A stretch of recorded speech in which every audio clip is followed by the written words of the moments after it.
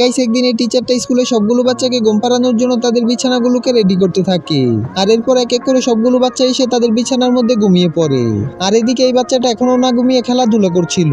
কিন্তু তখনই সে দেখে যে একটা সিংহ পাখির ছোট ছোট বাচ্চাদেরকে খাওয়ার জন্য গাছের উপর উঠে গিয়েছিল। তাই সে পাখির বাচ্চাগুলোকে বাঁচানোর জন্য সিংহটাকে বল মেরে মেরে গাছের উপর থেকে নিচে ফেলে দেয়, যার জন্য সিংহটা স্কুলের চাল ভেঙে বাচ্চাদের রুমে এসে পড়ে যায়। আর তখনই সেই বাচ্চাটা সিংহটার সামনে এসে বলে, চলো এখন আমরা দুজনে মিলে বল খেলবো। কিন্তু সিংহটা তার সাথে বল খেলতে রাজি না হয়ে তাকে সরিয়ে দিয়ে একটা বাচ্চাকে খাওয়ার জন্য চলে যায়। আর যখনই সিংহটা বাচ্চাটাকে খেতে যাবে তখনই বাচ্চাটা সিংহটার মুখের মধ্যে পাত দিয়ে দেয়, যা দেখে এই বাচ্চাটা জোরে জোরে হাসতে থাকে, যার জন্য সিংহটা আরেকটা বাচ্চাকে খাওয়ার জন্য চলে আসে। আর যখনই সিংহটা বাচ্চাটাকে খেতে যাবে তখনই সেই বাচ্চাটা তার বন্ধুকে বাঁচানোর জন্য তার বন্ধুকে সরিয়ে তার জায়গায় একটা বালিশ দিয়ে দেয়। আর তখনই সিংহটা তার দিকে একটা ঘুমন্ত টিচারকে আসতে দেখে তাকেই খাওয়ার জন্য রেডি হয়ে যায়, যা দেখে বাচ্চাটা অনেক ভয় পেয়ে সবাইকে বাঁচানোর জন্য সিংহটাকে তার ছোট গাড়িতে উঠিয়ে একটা দোলনার কাছে নিয়ে আসে।